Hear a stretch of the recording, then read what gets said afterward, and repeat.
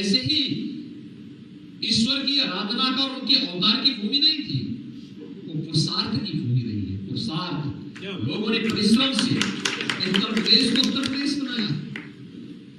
ईश्वरीय अवतार तभी वहां बार बार हुए, मां गंगा का आशीर्वाद और मां यमुना का आशीर्वाद तभी वहां प्राप्त हुआ। बाबा विश्वनाथ का धाम वहां इसीलिए बना क्योंकि उत्तर प्रदेश में उस प्रकार की पोटेंशियल थी।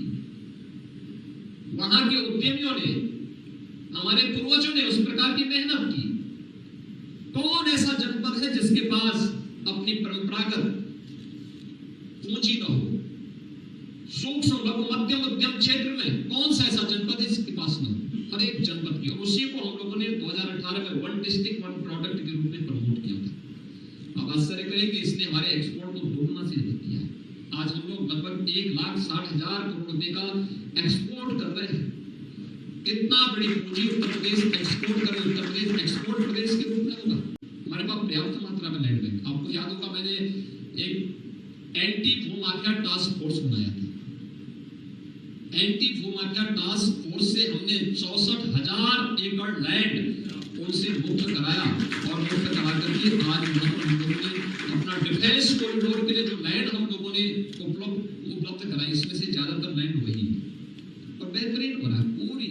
पूरी लैंड हम लोगों ने ली है। लेने के बाद इस सरकारी लैंड की या निजी लैंड की तो उसका कंपनसेशन देकर के हम लोगों ने कार्यक्रमों को आगे बढ़ाया है। उत्तर प्रदेश के अंदर आज सुरक्षा का वातावरण है और जो भी निवेशक जिन्होंने उत्तर प्रदेश के अंदर निवेश किया है, कोई नहीं कह सकता है, यहां तक कि जो लोग वहां निर्माण कार्य में लगे, इंफ्रास्ट्रक्चर डेवलपमेंट के लिए जो लोग वहां कार्य कर रहे हैं, वहां पर आज कोई जबरदस्ती किसी के साथ किसी के ठेके पट्टे पे हस्तक्षेप नहीं कर सकता, कोई जबरदस्ती नहीं कर सकता। अगर कोई करेगा तो फिर उसको लेने के देने पड़ जाएंगे। ये नहीं हो सकता उत्तर प्रदेश के अंदर, और मैं इस बात को विश्वास के साथ कह सकता हूं, उत्तर प्रदेश के अंदर कभी नहीं, कोई नहीं कर सकता है। और उत्तर प्रदेश इसलिए महत्वपूर्ण है क्योंकि उत्तर प्रदेश तो आपका अपना प्रदेश है। औद्योगिक विकास के लिए जिन चीजों के लिए आवश्यक, जो बहुत महत्वपूर्ण चीजें होती हैं, उसमें से सबसे पहले शासन और प्रशासन में उद्यमी और निवेशक का विश्वास। उसे विश्वास हो कि मेरी फाइल अनावश्यक लटकेगी नहीं, लाल फीताशाही की शिकार नहीं होगी। हम लोगों ने इसके लिए टेक्नोलॉजी का उपयोग किया है।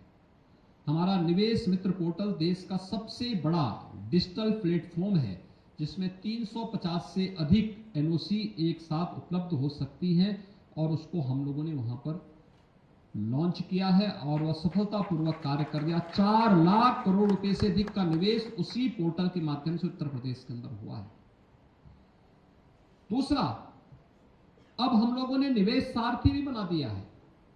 अगर किसी निवेशक ने हमारे साथ एमओयू किया तो निवेश सारथी इसका प्रतिदिन मॉनिटरिंग करेगा कि आपने निवेश किया है तो निवेश की प्रक्रिया में कहां पे अब आपके सामने प्रॉब्लम आ रही है, उसको हम उसके माध्यम से देख रहे हैं।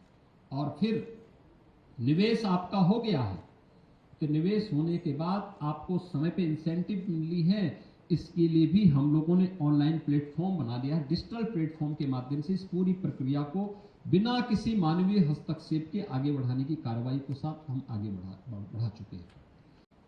उत्तर प्रदेश के अंदर इस दौरान बहुत सारे परिवर्तन हुए। आपने देखा होगा इंफ्रास्ट्रक्चर डेवलपमेंट के लिए भी एक बेहतरीन कार्य हुआ हर एक स्तर पर। हर एक हमने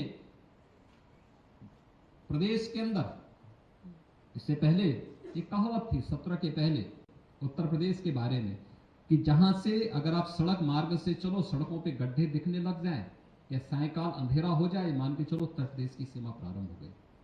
आज इंटरस्टेट कनेक्टिविटी 4 लेन से जुड़ चुकी है।